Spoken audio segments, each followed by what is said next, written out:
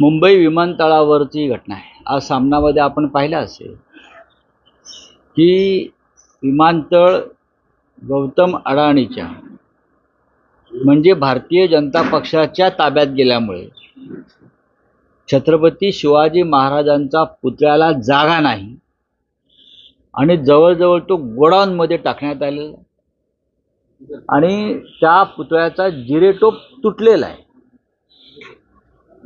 त्याच्यावरती भारतीय जनता पक्षाचे नेते, तथाकथित स्वतःला हिंदूंचे कैवारी समजणारे नेते,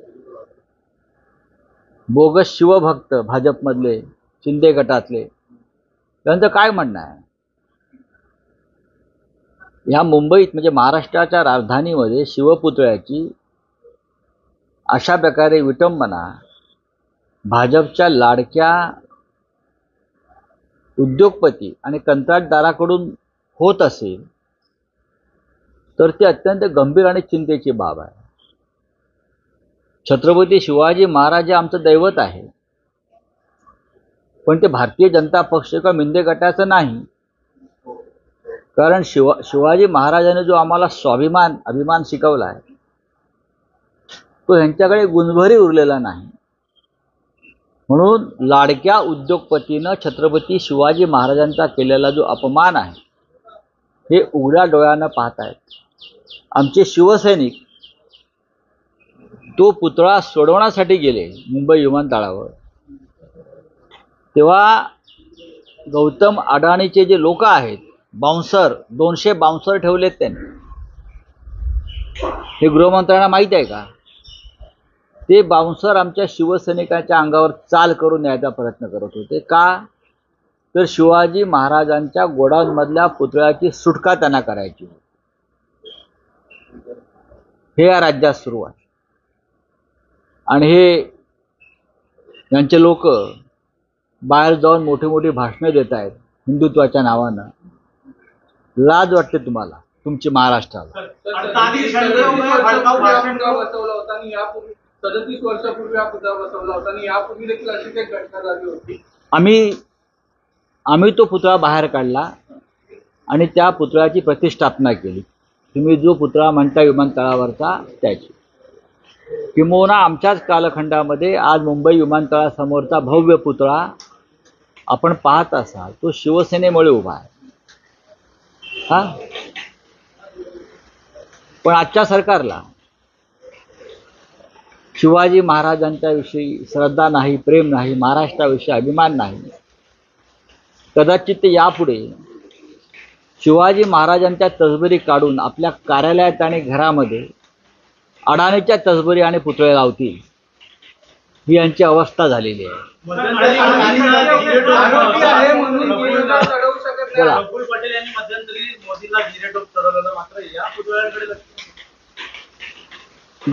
राज्यपाल कोश्यारी, प्रफुल्ल पटेल अशा अनेक लोकांनी महाराजांचा अपमान केला। हे सगळे भारतीय जनता पक्षाचे प्रोडक्ट आहे। शिवरायांचा अपमान करणारा प्रत्येक माणूस आज भारतीय जनता पक्षामध्ये आहे, हे लक्षात घ्या। याच्यावरून त्यांचं छत्रपतींचं प्रेम किती आहे हे तुम्ही पाहाल। मालवणच्या पुतळ्यासंदर्भात अद्यापही मुख्य आरोपींना अटक झालेली नाही। मालवणच्या पुतळ्यासंदर्भात अजूनही ठेकेदार असतील, शिल्पकार असतील, हे फरार नाहीत, तर हे वर्षा बंगल्यावर तर लपून बसलेले नाहीत ना। किंवा त्या शिल्पकाराचे फोटो ज्या चिल्ल्या पिल्ल्या टिल्ल्यांबरोबर आम्ही पाहतो आहोत त्यांनी तर त्यांना लपवलेलं नाही ना, ही आता लोकांच्या मनामध्ये शंका आहे।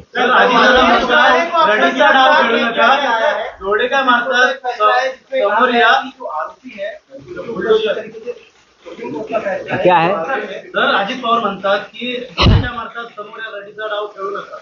रडीचा डाव कोणी खेळत नाही।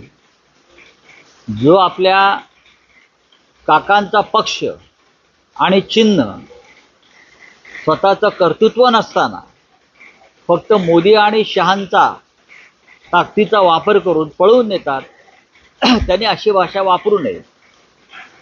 त्यांच्यामध्ये कर्तृत्व असेल तर त्यांनी स्वतःचा पक्ष स्थापन करावा, निवडणुका लढवाव्यात. जे चोऱ्या माऱ्या करून राजकारणामध्ये आहेत, मग मिंध्या असतील किंवा अजितदादा असतील, त्यांच्या तोंडी अशी मर्दानगीची भाषा शोभत नाही. आरोपी आहे म्हणून बुलडोजर चालवलं आता न्यायालयाने बीजेपी विधायक को गिरफ्तार नहीं किया गया है। क्या हो गया? 48 घंटे से ज्यादा समय हो गया, बीजेपी विधायक ने भड़काऊ भाषण दिया था, लेकिन अब तो उसकी गिरफ्तार कहाँ दिया भाषण? नगर में. मैंने पढ़ा है कि एक विधायक जो बीजेपी का है,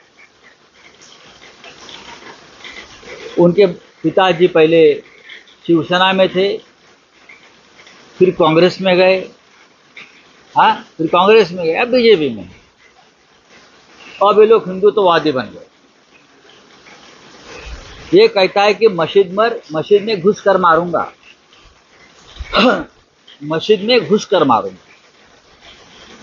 नरेंद्र मोदी जी से मेरा आह्वान है, क्या इस प्रकार की भाषा आपको मंजूर है? अगर है तो आप विदेश में जाकर मस्जिद में जाना छोड़ दीजिए. आप, मेरी बात अभी तक पूरी नहीं हो गई है. आप जो विदेश में जाते हो ना, Dubai, Saudi Arabia, Malaysia, Islamic country में, और वहाँ के बड़े बड़े नेताओं से गले मिलते हो, वहाँ के मस्जिदों में जाकर सेकुलरिज्म के पाठ पढ़ाते हो, ये ढोंग बंद कर दीजिए. ये पहली बात. दूसरी बात है कि मस्जिद में घुसकर मारने की बात अगर कोई करता है तो सरकार ने क्या कार्रवाई की? मस्जिद में घुसने की बात करने से पहले ये जो विधायक है उसने अपने नेता से कहना चाहिए, पहले पाकिस्तान में घुसिए, पहले पाकिस्तान में घुसिए और आतंकवाद के खिलाफ जंग छेड़िए. आज भी जम्मू में अपने आर्मी बेस पर हमला हुआ है. अगर ये पाकिस्तान और हमारे एक जवान शहीद हो गया है, ये 10 दिन की शहादत चल रही है. हमको लड़ना है तो ये लोगों से लड़ना है. ये छुटपुट लोग हैं, गांव में जाकर भाषण देते हैं, ये दंगे भड़काना चाहते हैं. इस राज्य में आग लगाना चाहते हैं. अपने आप को ये नेता मानते हैं ना, हिंदुत्ववादी. छत्रपति शिवाजी महाराज का अपमान अपने गांव में हुआ है, घर के सामने हुआ है, आपके नाक के सामने हुआ है, और आप ये दंगाई की भाषा कर